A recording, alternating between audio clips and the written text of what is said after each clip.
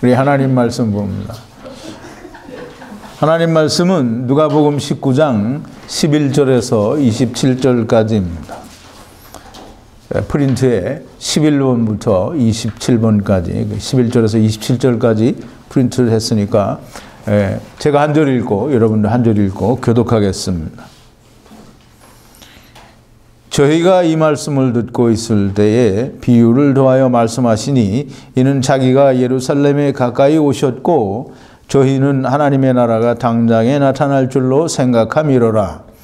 가라사대 어떤 귀인이 왕위를 받아 가지고 오려고 먼 나라로 갈 때에 그 종 열을 불러 은 열문화를 주며 이르되 내가 돌아오기까지 장사하라 하니라. 그런데 그 백성이 저를 미워하여 사자를 뒤로 보내어 가로되 우리는 이 사람이 우리 왕됨을 원치 아니하노이다 하였더라. 귀인이 왕위를 받아가지고 돌아와서 은준 종들의 각각 어떻게 장사한 것을 알고자 하여 저희를 부르니 그 첫째가 나와 가로되 주여 주의 한 문화로 열 문화를 남겼나이다. 주인이 이르되 잘하였다. 착한 종이여 네가 지극히 작은 것에 충성하였으니 10고을 건세를 차지하라 하고 그 둘째가 와서 가로되 주여 주의 한 문화로 5문화를 만들었나이다. 주인이 그에게도 이르되 너도 5고을을 차지하라 하고 또 한 사람이 와서 가로되 주여 보소서 주의 한 문화가 여기 있나이다. 내가 수건으로 쌓아두었나이다. 이는 당신이 엄한 사람인 것을 내가 무서워함이라. 당신은 두지 않은 것을 취하고 심지 않은 것을 거두나이다. 주인이 이르되 악한 종아 내가 네 말로 너를 판단하노니 너는 내가 두지 않은 것을 취하고 심지 않은 것을 거두는 엄한 사람인 줄 알았느냐. 그러면 어찌하여 내 은을 은행에 두지 아니하였느냐. 그리하였으면 내가 와서 그 별리까지 찾았으리라 하고 곁에 섰는 자들에게 이르되 그 한 문화를 빼앗아 10문화 있는 자에게 주라 하니 저희가 가로되 주여 저에게 이미 10문화가 있나이다. 주인이 가로되 내가 너에게 말하노니 무릇 있는 자는 받겠고 없는 자는 그 있는 것도 빼앗기리라. 그리고 나의 왕됨을 원치 아니하던 저 원수들을 이리로 끌어다가 내 앞에서 죽이라 하였느니라. 아멘. 우리 잠깐 기도하겠습니다. 거룩하신 여호와 아버지 하나님, 감사와 찬송과 영광을 돌립니다. 하나님의 말씀은 성령의 감동하심으로 기록이 되었고 특별히 하나님께서 하나님의 뜻과 하나님께서 하시고자 하는 일들을 그 하나님의 말씀 속에 담아 두셨사오니 우리가 이 하나님을 알지 못하고는 하나님의 뜻을 그 말씀 속에서 헤아릴 수가 없는 것을 온전히 고백합니다. 하나님 역사하여 주시옵소서. 하나님의 성령을 저희들에게 물붓듯이 부어주시고 하늘로부터 내리는 신령한 지혜를 충만하게 부어주셔서 총명과 명철이 넘치게 하시며 하나님의 말씀 속에 담아둔 하나님의 참 진리의 뜻을 온전히 분별하는 자들이 다 되어지게 하여 주시옵소서. 그리하여 그 진리로 말미암아 저희들에게 먼저 생명이 되고 우리가 이 생명을 다른 이들에게 전하는 자들이 다 되어지게 하여 주시옵소서.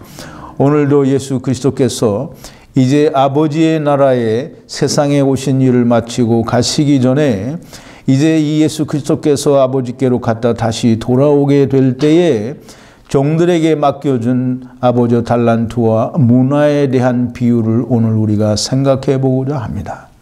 하나님께서 역사하여 주시옵소서. 우리가 이 비유를 깨닫고 하나님의 참 진리의 말씀에 영광과 찬송을 돌리며 은혜를 받을 수 있는 귀한 시간이 되게 하여 주시옵소서.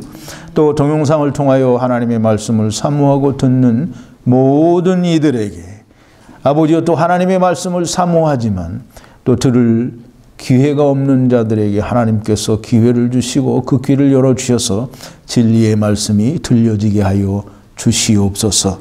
네. 예수님의 이름으로 기도하옵나이다. 아멘. 오늘은 누가복음 19장 11절에서 27절에 있는 문화의 비유를 오늘 좀 공부를 하려고 합니다. 그래서 문화의 비유, 내가 돌아오기까지 장사하라 라는 그런 제목으로 우리가 함께 은혜를 나누고자 합니다. 오늘 이 누가복음에 나와 있는 문화의 비유는 마태복음 25장에 나타난 달란트의 비유와 매우 흡사합니다. 그래서 많은 부분이 동일한 것 같고 그 주제가 같은 것인 것처럼 그렇게 느껴지고 또 이 비유가 서로 크게 차이가 없어서 그냥 충성하면 하나님께서 상급을 주신다라는 그런 주제로 이해를 하는 사람들이 너무 많이 있습니다. 그런데 달란트의 비유와 문화의 비유는 분명하고도 명확하게 다릅니다.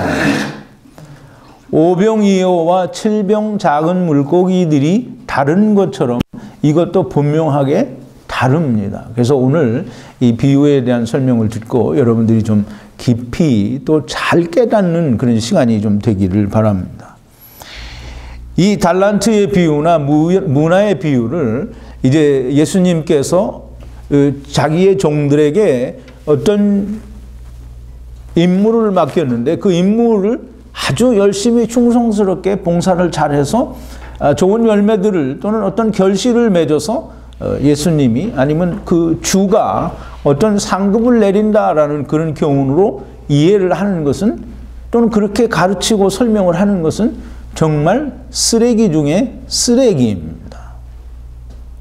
하나님께서 예수 그리스도께서 십자가 사역을 앞에 놓고 십자가에 달려 돌아가셨다가 아버지께로 갔다가 다시 돌아오게 될 때에 사람들이 이 예수 그리스도로 말미암아 받은 그것들을 어떻게 이해했는지를 보고자 하는 것이 오늘 비유의 근본입니다.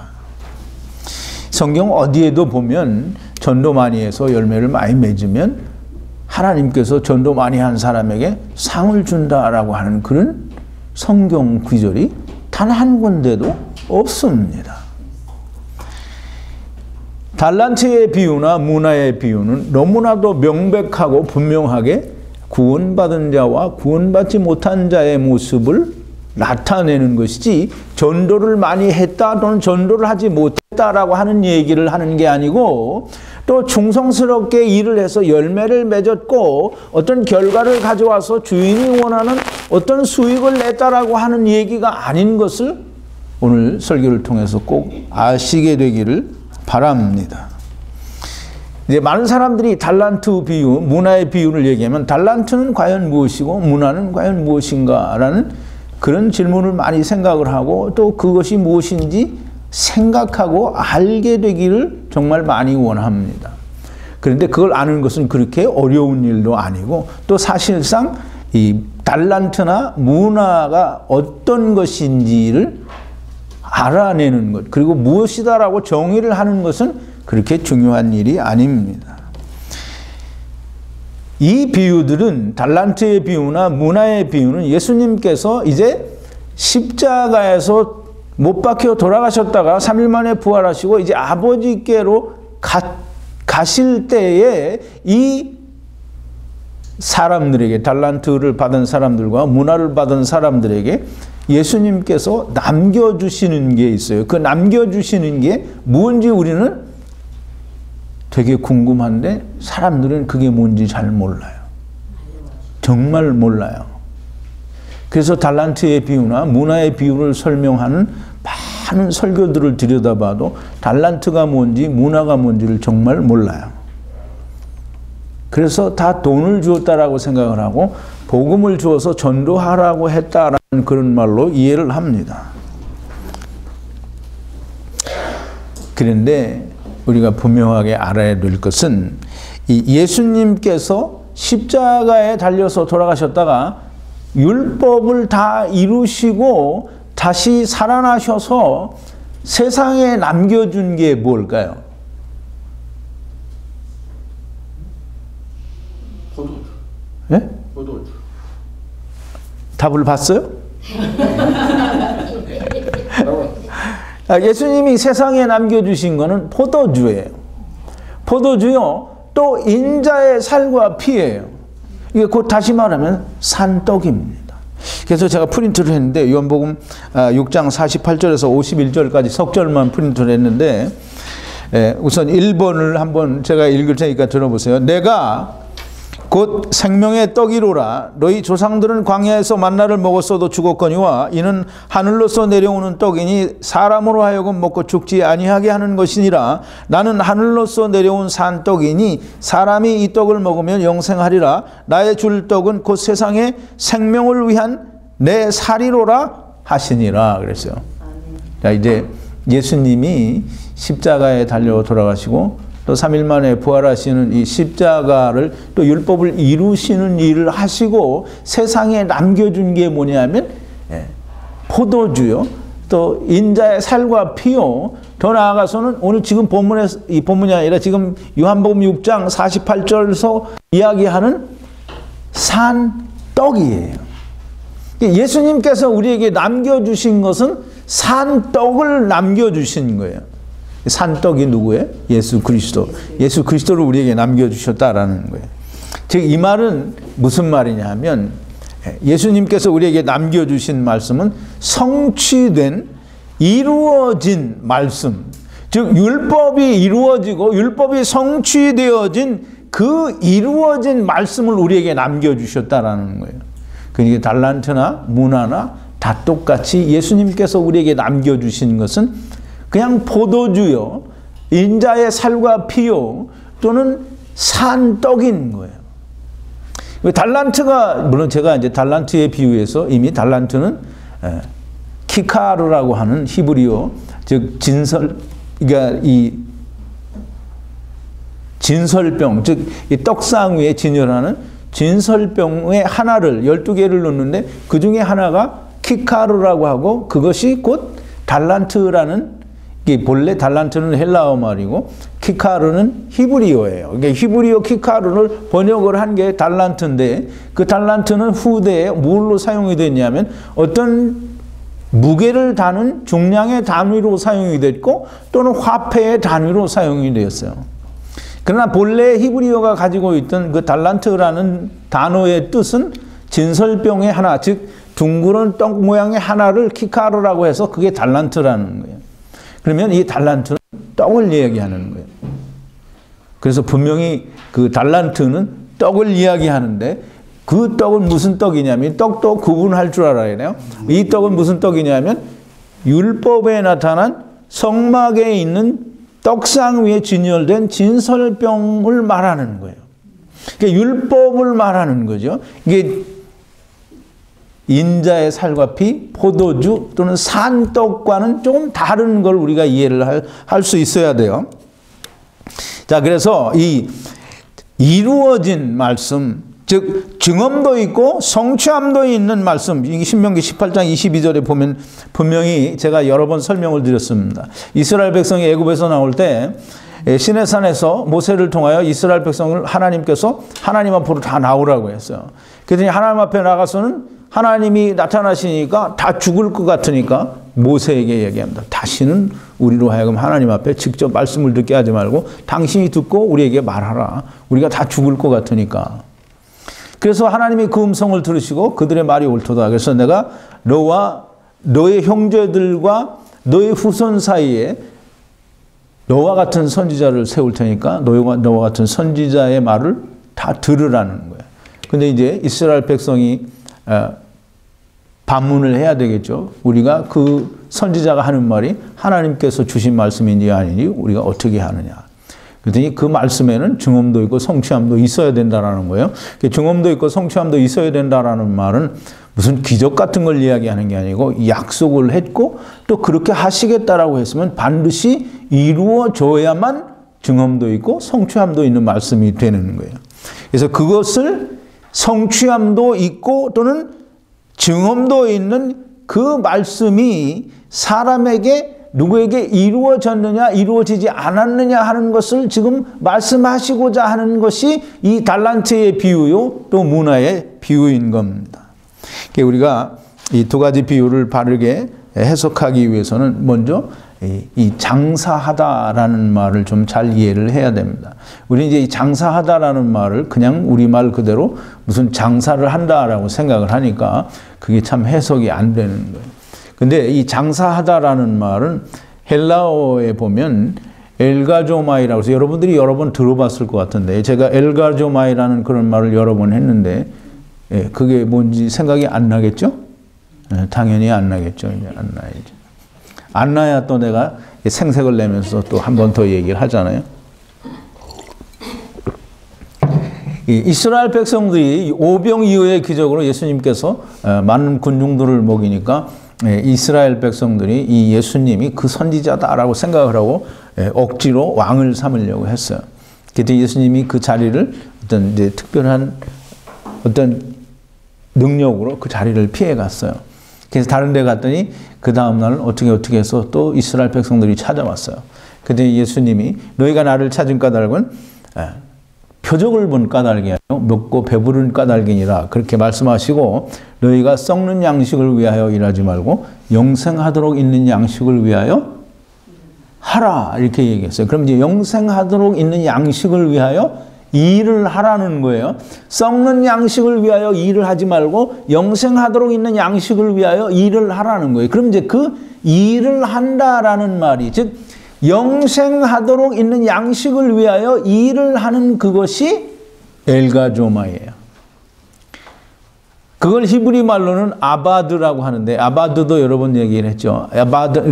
아바드나 엘가조마에는 같은 말인데 경작하다, 일을 하다 이런 뜻이에요. 토지를 간다, 이게 경작한다 이런 뜻인데 경작을 이게 토지를 왜 갈겠어요? 씨를 왜 갈아요? 땅을 왜 갈아요? 땅 갈면 뭐 해야 돼요? 네, 씨를 뿌리려고. 씨를 뿌리면 뭐가 나와요? 열매가 나오죠. 양식이 나온다는 말이에요. 그럼 이제 근본된 토지를 갈라라는 건 뭐예요? 너희 마음에 생명의 양식, 즉 하나님의 말씀 씨를 뿌리기 위하여 너희의 마음밭을 갈라는 거예요. 그럼 토지를 간다라는 것은 곧 하나님의 말씀 씨를 뿌리기 위해서 토지를 가는데 하나님의 말씀의 씨가 뿌려지면 그러면 뭐가 나와요? 생명이 나오겠죠? 네, 생명이 나와요. 그럼 이제 이 씨를 뿌려서 열매를 맺는 그게 엘가조마이 씨를 뿌리기 위해서 뭘 하느냐면 일을 하는 거예요. 씨를 뿌리기 위해서 일을 하는 거. 그게 엘가조마이에요. 즉 다시 말해서 하나님의 생명의 말씀이 뿌려지게 하기 위해서 토지를 갈고 그거 가는 걸 엘가조마이 즉 히브리 말로는 아바드라고 하는데 일을 한다는 거예요. 영생을 얻기 위해서 일을 하는 거라는 말이에요. 근데 여기서 지금 달란트에 비유해서 장사하라 이 말이 뭐냐면 엘가조마이예요. 즉 요한복음 6장 27절 28절에서 영생하도록 있는 양식을 위하여 일을 하라라는 그 일을 하라라는 말이 장사하라는 말과 같은 말이라는 거예요. 무슨 말인지 이해가요? 네. 그럼 이제 보세요. 달란트를 주고 장사하러 이게 달란트를 가지고 떡을 가지고 장사를 했다라는 말은 떡을 가지고 가서 이걸 팔아서 떡을 많이 만들었다라는 말이 아니라 떡을 가지고 그 떡 속에서 영생을 발견하라라고 달란트를 주었다라는 거예요. 근데 달란트를 몇 개 줬다 그랬죠? 10개. 달란트를 10개 줬어요? 원 달란트 줬어요? 5달란트를 주고 2달란트를 주고 1달란트를 주고 그랬어요. 그럼 이제 이 5달란트는 떡이 5개니까 뭐라고 그랬어요? 제가 먼저 이 달란트의 비유를 설명할 때 말씀을 드렸는데 떡이 5개, 말씀이 5개예요. 예, 모세 오경 즉 율법을 말하는 거예요. 근데 율법을 가진 자가 막 열심히 엘가조마이 해서 즉 아바드 해서 그 다음에 결과를 맺어서 그 결과가 뭐예요? 또 다른 5개의 달란트예요. 그럼 이제 달란트가 몇 개가 됐어요? 10개가 됐죠. 이제 우리가 여기서 잠깐 그 열이라는 숫자에 담겨진 하나님께서 숨겨놓으신 열이라는 숫자에 대한 의미를 좀 우리가 알아야 돼요. 우리가 시작을 1, 2, 3, 4, 5, 6, 7, 8, 9 이렇게 시작하면 그 끝이 뭐예요? 네, 열이에요. 열. 그래서 열이 가지는 의미는, 즉 10이라는 그 숫자가 가지는 의미는 만수, 이렇게 꽉 찼다라는 거예요. 완전하여 부족함이 없다라는 그런 의미를 가지고 있으며, 또 완성하다 또는 충만하다 또는 모두라는 그런 의미를 가지고 있어요. 그게 하나님께서 그 열이라고 하는 것에 담아놓으신, 하나님이 담아놓으신 뜻이에요. 그래서 이제 보세요. 여러분 이제 11조도 있고 또 10계명도 있는데, 하나님께서 계명을 왜 10계명을 줬겠어요? 10계명은 그 계명 안에 모든 게 다 들었다라는 거예요.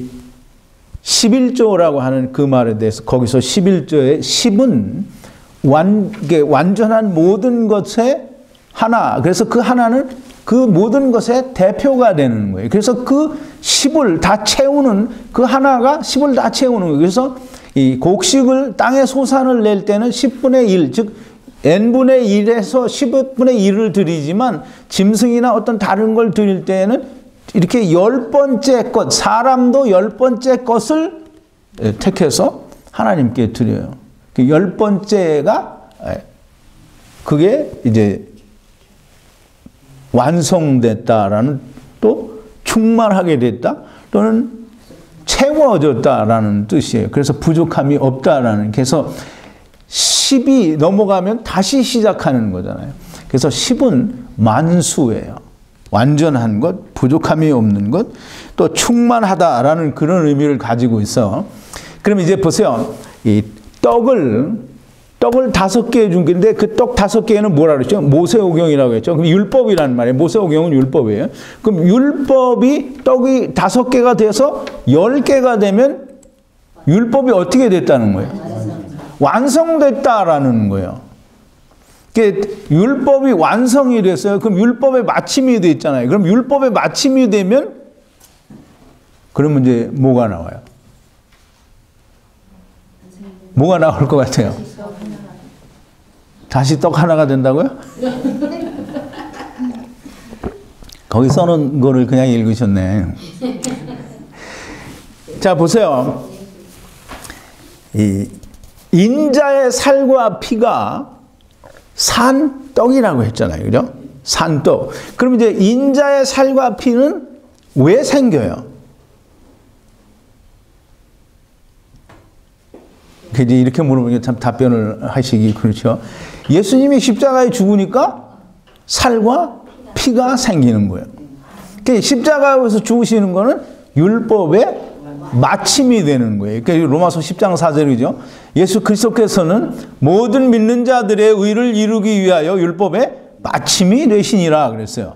그럼 이제 율법의 마침이 됐단 말이에요.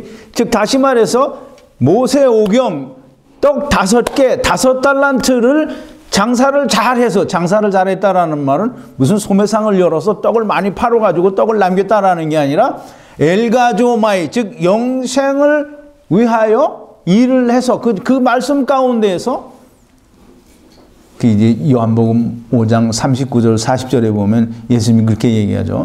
유대인들에게 그렇게 말합니다.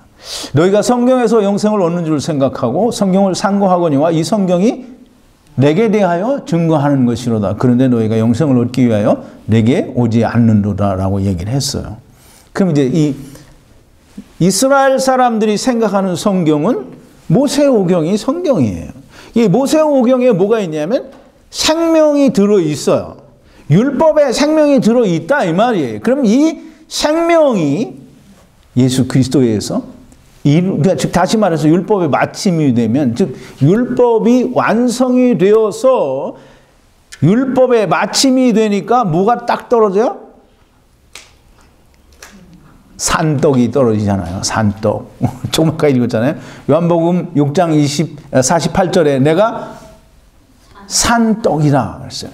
예수 그리스도께서 십자가에서 돌아가셨다가 3일 만에 부활하시고 율법의 모든 것을 이루시고 나니까 산 떡이 나오는 거예요. 즉 다시 말해서 율법이 성취되고 완전하게 떡 5개가 10개로 되어서 이루어지고 나니까 또 다른 떡이 나오는데 그것은 예수 그리스도 즉 산 떡을 나오는 거예요.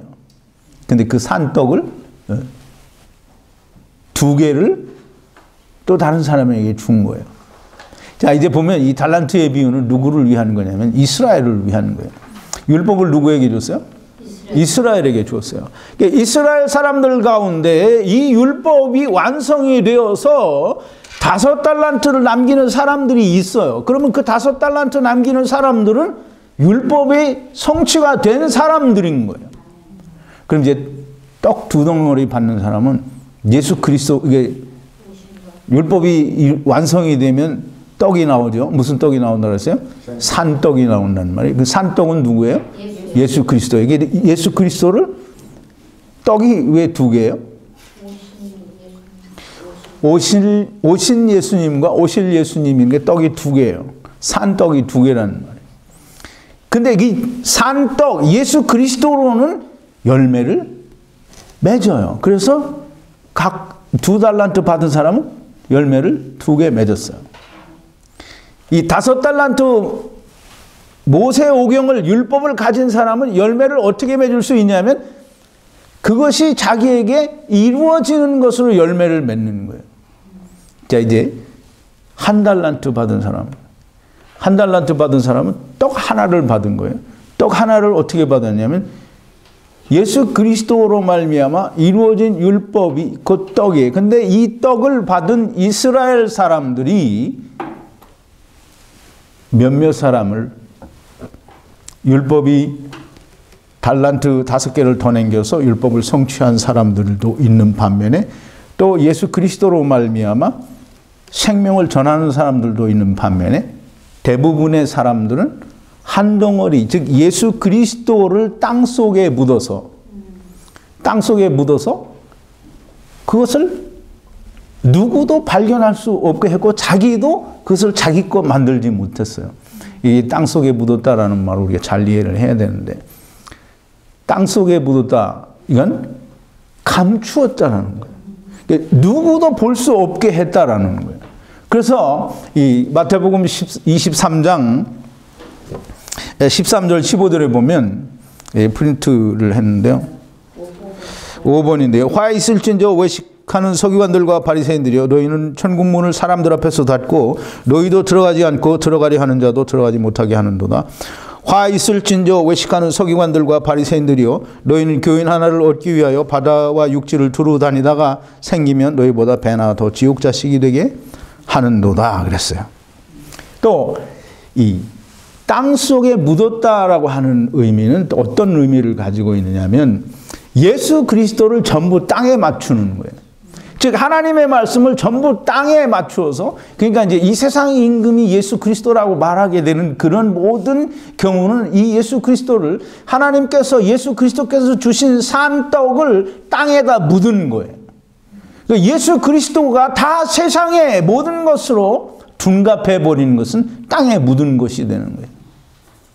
예수 그리스도께서는 오셔서 우리를 하나님의 나라로 인도하기 위해서 오셨는데 그 모든 것을 땅에다가 풀어서 설명을 하면 그게 예수 그리스도를 땅에 묻은 거예요. 자,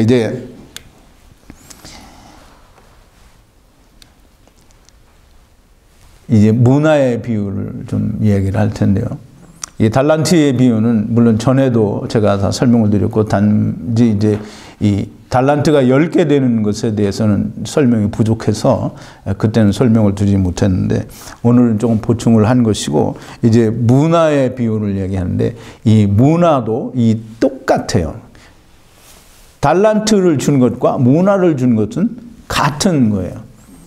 달란트가 10개가 되면 또 하나의 다른 산떡이 되고 그 산떡을 10사람이라고, 이제 그 열을 공부한 게 이야기한 이유가 그건데 10사람이라고 하는 것은 모든 사람에게라는 그런 뜻을 가지고 있어요.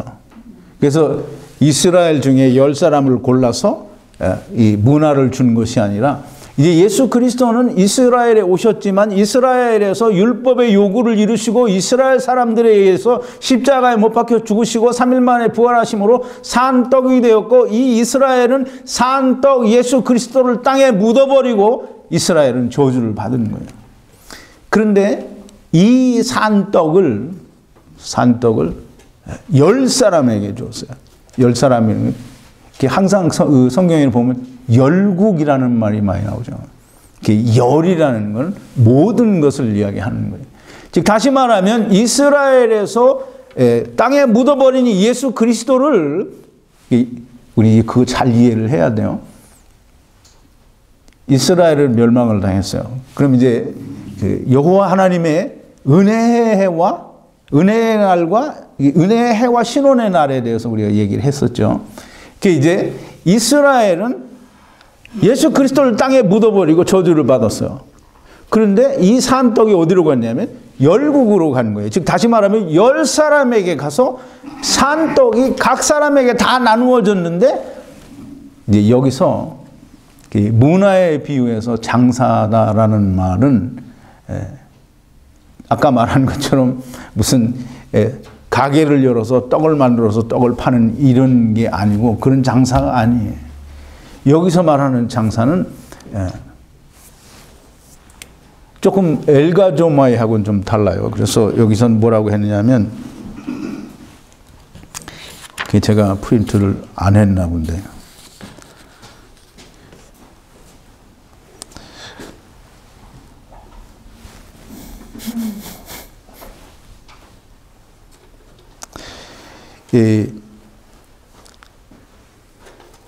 여기서 장사한다라는 말은 그 프라소라는 그 헬라어 말에서 유래가 된 것인데 그 프라소라는 말은 뭐냐면 행한 것을 얘기해요. 그래서 고린도후서 5장 10절에 보면 그리스도의 심판대 앞에서 몸으로 행한 선악간에 몸으로 행한 것을 따라 받으려 함이라라는 그런 얘기가 있죠. 제가 프린트를 했는데요. 4번이 이는 우리가 다 반드시 그리스도의 심판대 앞에 드러나 각각 선악간에 그 몸으로 행한 것을 따라 받으려 함이라 그랬어요. 그 선악간에 몸으로 행한 것, 그 행한 것이 프라소예요.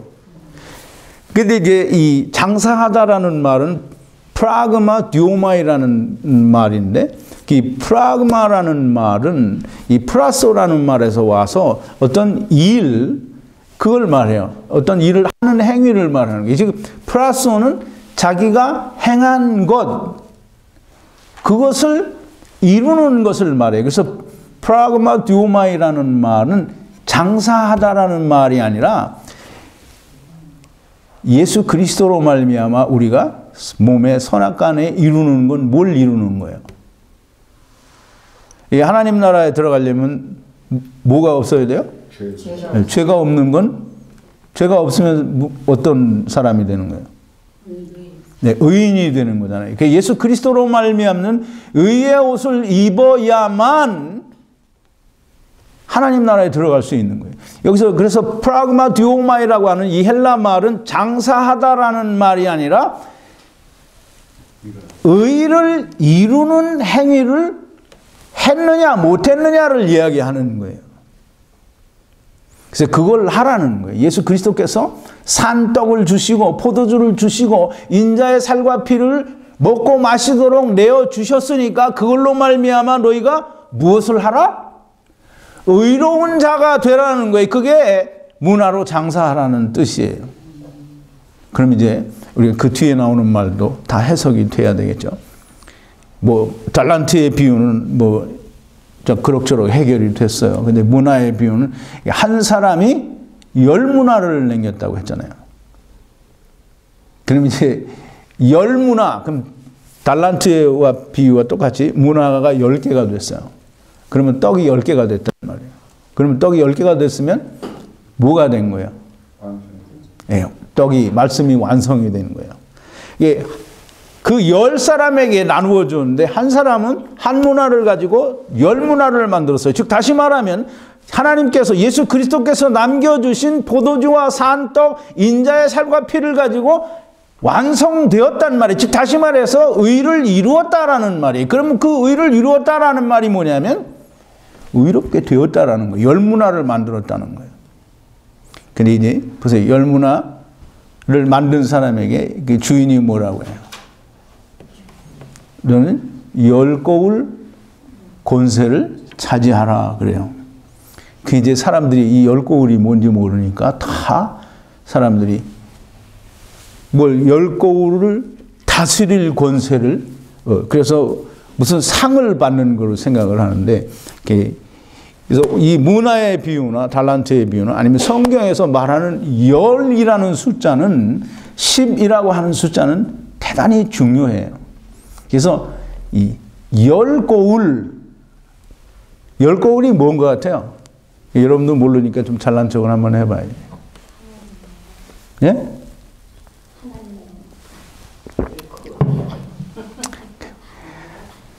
프린트를 안 보고 있는 줄 알았더니 프린트를 다 보고 있네. 이 고울이라는 말은 무슨 뜻이냐면 성읍이라는 거예요. 근데 성경에 보면 이제 성읍, 고울, 동네 이런 말이 많이 나오는데 그게 다 성이에요. 그걸 이제 헬라 말로 뭐라 하냐면 폴리스라고 하는데 전부 성이에요. 근데 이 성이 예수님이 동네마다 이렇게 다니실 때에도 다 성이라고 얘기했지만 예루살렘 성을 이야기할 때에도 성이라는 말로 특별히 예루살렘 성이라고 말하지만 그 성을 그냥 단지 성이라는 예루살렘 성을 성이라는 말 한마디로 표현한 데도 있어요. 그래서 이 성은 예루살렘 성을 말하는데 예루살렘 성은 유대에 있는 예루살렘 성은 그림자예요. 그건 참 성전이 아니죠. 예루살렘 성이 참 성이 아니에요. 예루살렘 성이 새 예루살렘 성이 어디서 내려와요? 요한계시록에 보면 새 하늘과 새 땅이 이루어지는데 새 예루살렘 성이 내려와요. 이제 이 새 예루살렘을 말하는 게 열 고울인데 고울은 성을 말하고 열은 뭐라 그러죠? 완성된 거 또는 충만한 거. 그러면 이 성이 이루어진 성이고 또는 성취된 성이고 완성된 성이고 또 모든 것의 끝이 된 성이라면 예루살렘 성을 말하는 거예요. 예루살렘 성을 차지할 권세를 가지라는 거예요. 여기서 권세는 뭐냐면 무슨 사람들이 얘기할 때 자기가 뭘 다스리는 천국에 가서 지까짓 게 뭔데 뭘 다스릴 거야. 권세는 무슨 권세냐면 하늘로부터 오는 권세를 말해요. 이제 그 권세를 좀 설명을 하면 마태복음 9장 6절 8절인데요. 프린트 뒤편에 있는가 보네.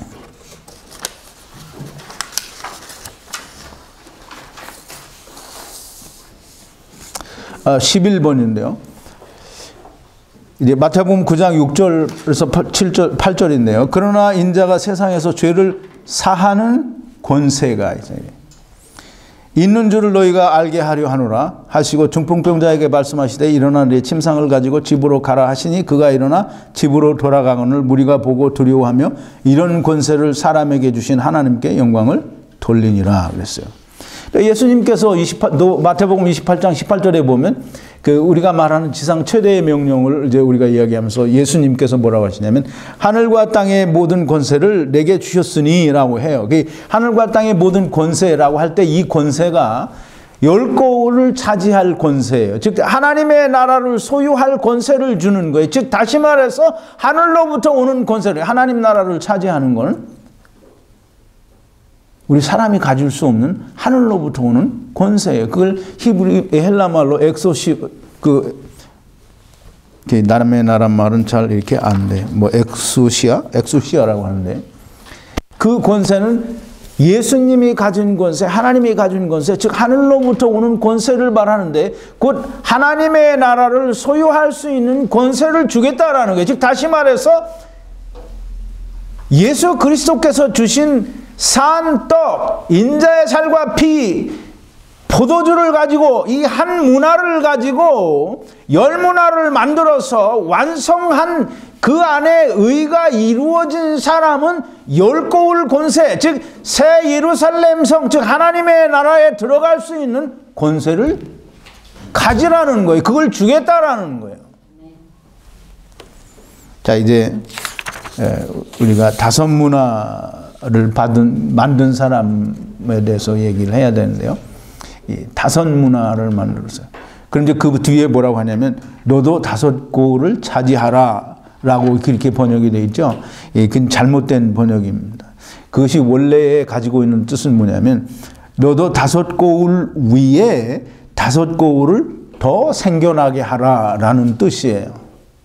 이 헬라어 그 단어를 일일이 다 살펴보면 그런 뜻으로 되어 있어요. 다섯 고울 위에 다섯 고울을 더 만들으라는 거예요. 그럼 이제 다섯 고울을 더 만들면 열 고울이, 그러니까 다섯 문화가 더 만들면 열 문화가 되잖아요.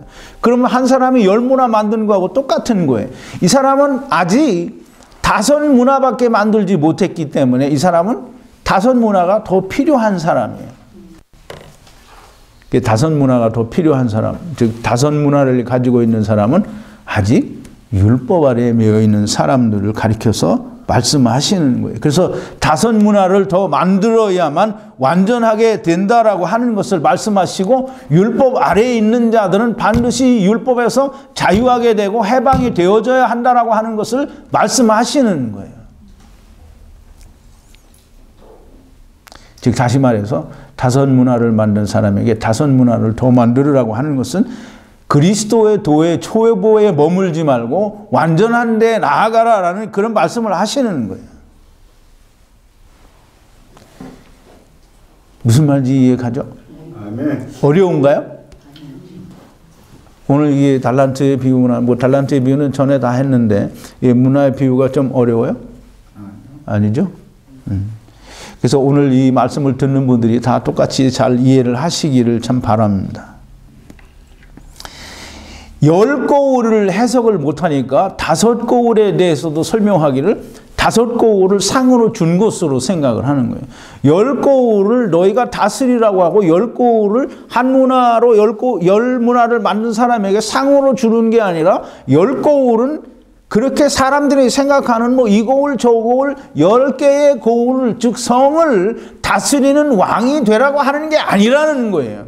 하나님의 나라를 주겠다라는 거예요. 이게 의를 이룬 사람에게는 하나님의 나라를 준다라는 거예요. 이제 이게 해석이 안 되니까 정말 말도 안 되는 그 교훈을 쏟아내고 참 하나님의 말씀을 전했다라고 생각을 하는 거예요. 다섯 문화를 만든 사람은 아직 율법 아래에 있는 사람이요. 그 율법 아래에 있는 사람들은 율법에서 해방이 되어야 되기 때문에 다섯 문화를 더 만들어서 의로운 자가 되라는 거예요.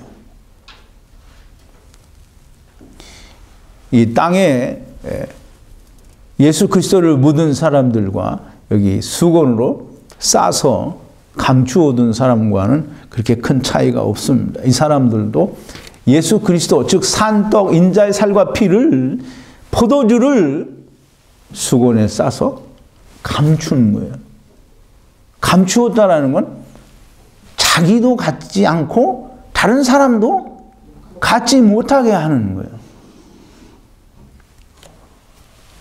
그래서 이제 우리가 좀 설명을 한 가지를 더 하면 그 주인이 이 게으른 자들 떡에 달란트 하나를 땅에 묻은 사람과 문화를 수건에 쌓아둔 사람들에게 똑같은 얘기를 합니다.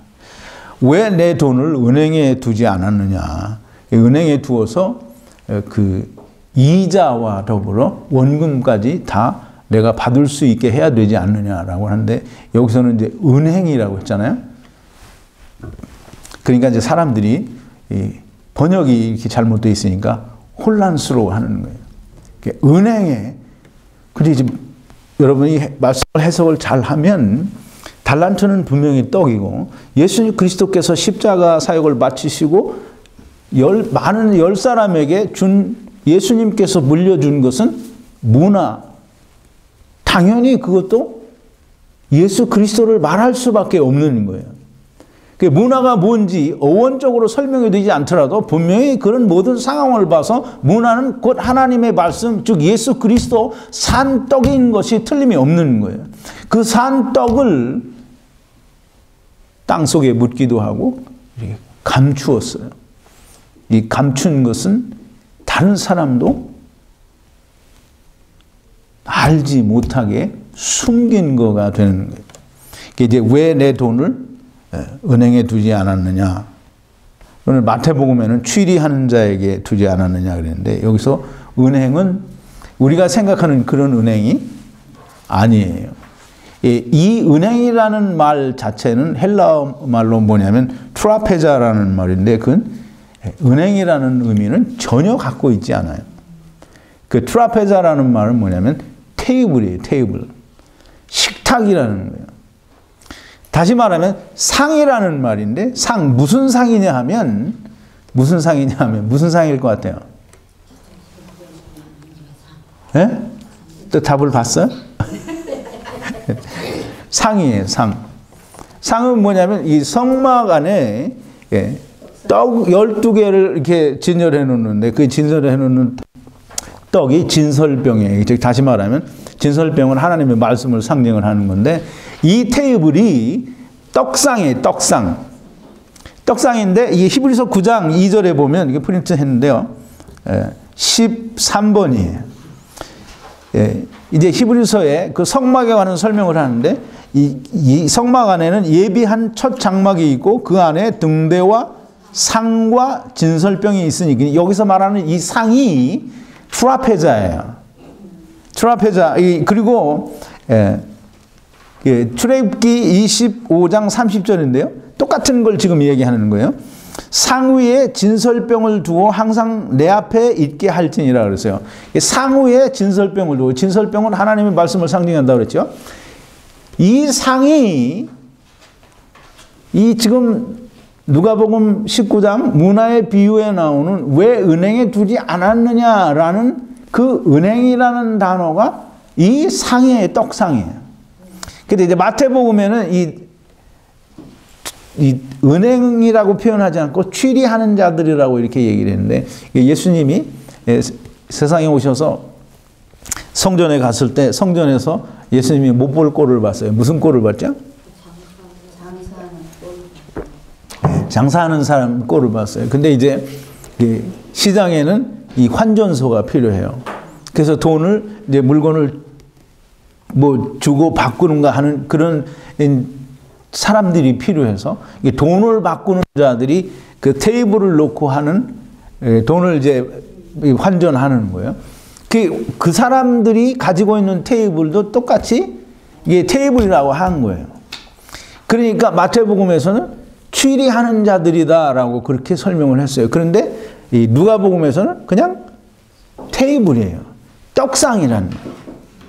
그럼 이제 이걸 이제 우리가 번역한 그 은행이라는 말이 아니라 이제 떡상이라는 말로 바꾸면 문화, 즉 예수 그리스도라고 하는 산 떡을 왜 떡상에 올려놓지 않았느냐라는 말을 하는 거예요. 그러면 떡상에 올려놓으면 누구라도 먹고 그 떡을 먹으면 어떻게 돼요? 생명을 얻잖아요. 그러면 그 떡을 먹고 변리와 원금과 그 떡도 도로 되찾고 그 변리는 이자라고 이제 얘기를 하는데요. 그 떡을 먹고 나오는 건 그 출생계, 그래서 이 변리라는 그 헬라어 말은 출생하다, 낳다라는 뜻이에요. 예수 그리스도, 즉 산떡 인자의 살과 피를 먹고 마셔서 무슨 이자가 나오겠어요? 생명이 하나 탄생할 거 아니에요? 그러면 본래 하나님의 말씀과 탄생된 새 생명까지도 가져갈 수 있지 않느냐라는 말을 하는 거예요. 그래서 떡을 감추어 둔 사람의 죄는 정말 큰 거예요. 유대인들, 바리새인들과 서기관들을 향하여 예수님께서 독사의 자식들아라고 책망을 하시면서 너희는 천국문을 붙들고 너도 들어가지 않을 뿐더러 들어가려 하는 자들도 못 들어가게 한다고 하고 너희는 교인 하나를 얻기 위해서 바다와 육지를 두루 다니다가 하나를 얻으면 너희보다 배나 지옥 자식이 되게 한다라고 하는 그런 책망을 받는 거예요. 왜? 그 예수 그리스도를, 즉 산떡을 땅에 묻어버렸어요. 그리고 감추어뒀어요. 다른 사람도 못 들어가게 하니까 책망을 받고 예수 그리스도에게로 저주를 받는 그런 사람들이 되는 거예요. 달란트의 비유는 이미 종말과 심판 3부에서 8번째 시간에서 이미 공부를 자세히 했습니다. 특별히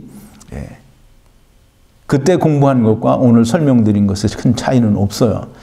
달란트는 분명히 말씀드린 대로 떡을 말하는 거고 5달란트는 모세오경을 말하고 율법을 말하는 거예요. 그런데 10개가 되었다라는 부분에 대해서 제가 설명을 좀 빠뜨리긴 했는데 그 외에는 다 똑같습니다. 떡 2덩어리는 10개가 이루어진, 율법이 이루어지니까 나타난 예수 그리스도로 말미암는 산떡을 말하는 것이고 그 산떡 2개는 오신 예수와 오실 예수를 말하는 것이고 한 달란트는 율법이 이루어져서 되어진 예수 그리스도, 즉 산떡 그 하나를 말하는 거예요. 그거를 이스라엘은 받았는데 이스라엘이 그걸 땅에 묻어버린 거예요. 그래서 이제 달란트의 비유에서는 이 한 달란트 받은 사람이 저주를 받는 내용이 나오는데 그 저주를 받는 내용은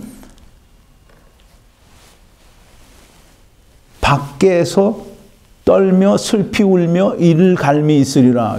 이스라엘이 예수 그리스도를 배척해서 받는 그 저주가 이게 좀 공부를 하면서 그 얘기를 다 했죠. 이스라엘이 밖에서 울며 슬피 울며 이를 갈미 있으리라. 이게 다 이스라엘 백성들이 예수 그리스도를 부인하고 배척함으로 이방인들이 먼저 천국에 들어가고 이스라엘 사람들은 못 들어간다라고 하는 말씀을 하는 거예요. 그러니까 여기에 달란트 비유에서도 한 달란트 받은 자가 저주를 받는데 똑같은 이스라엘이 받는 똑같은 저주를 받아요.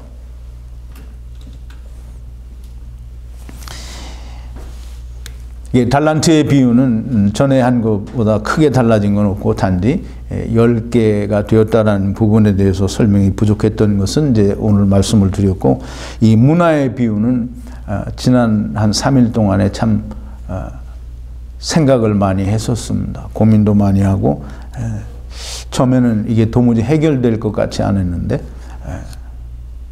하나님께서 은혜를 주셔서 해결이 됐어요. 재능대로 달란트를 주었다라는 그 재능은 우리가 말하는 그런 탤런트가 아니고 재능은 권능이에요. 이 권능은 헬라 말로 두나미스라고 하는데 이것은 영어로는 능력이라고 번역이 되고 어빌리티라고 번역이 되기도 하고 파워라고 번역이 되기도 해요. 그래서 능력을 따라 하나님의 말씀을 주었다라는 거지 재능을 따라서 무슨 뭘 맡겼다라는 게 아니에요. 재능이 아닙니다. 달란트의 비유나 또는 문화의 비유를 종들의 충성심에 따른 어떤 그 결과물로 상급을 받는 것에 대해서 설명을 하고 그렇게 풀어주는 것은 정말 쓰레기 중에 쓰레기입니다. 오늘 이 문화의 비유, 달란트의 비유를 오늘 들으신 분들은 물론 이제 제 동영상을 좋아하셔서 열심히 들은 분들은 다 이해가 가실 거예요. 그런데 이해가 되지 않는 분들도 있을 거예요. 그러나 그거 이상으로 잘 풀어낼 수가 없어요. 동영상 어떤 목사 거든지 여러분들이 달란트의 비유나 문화의 비유를 찾아서 들어보시면 정말 한결같이 종들의 충성심에 대해서 이야기하고 상급에 받는 것에 대해서 이야기하지 정말 이 예수 그리스도께서 인자 즉 산떡을 주는 것에 대해서 이야기하는 사람들이 없어요. 여러분 하나님의 말씀은 우리의 생각대로 즉 그렇게 교훈을 삼아서 충성심과 그 충성심에 따른 결과물의 보상이라고 설명을 하는 것은 예수 그리스도를 땅에 묻은 한 달란트 받은 사람과 한 문화를 수건에 싸서 감춘 사람과 조금도 다름이 없는 사람들이 되는 거예요. 여러분 제발 하나님의 말씀을 말씀 안에서 우리가 해석을 하고 말씀 안에서 우리가 풀어서 그 말씀대로 하나님께서 담아놓으신 뜻을 우리가 이해하고 그 뜻을 우리가 새기고 믿고 내 것이 되는 저와 여러분들이 되기를 바랍니다. 기도하시겠습니다. 거룩하신 여호와 아버지 하나님, 감사와 찬송과 영광을 돌립니다. 오늘도 하나님께서 주신 귀한 말씀, 달란트의 비유와 문화의 비유를 우리가 공부를 했습니다. 아버지, 하나님은 하나님의 말씀 속에 하나님의 뜻을 또 진리를 감추어 두셨으니 아버지 하나님, 사람들이 들을 귀가 없고 보는 눈이 없으면 보아도 들어도 알 수 없습니다.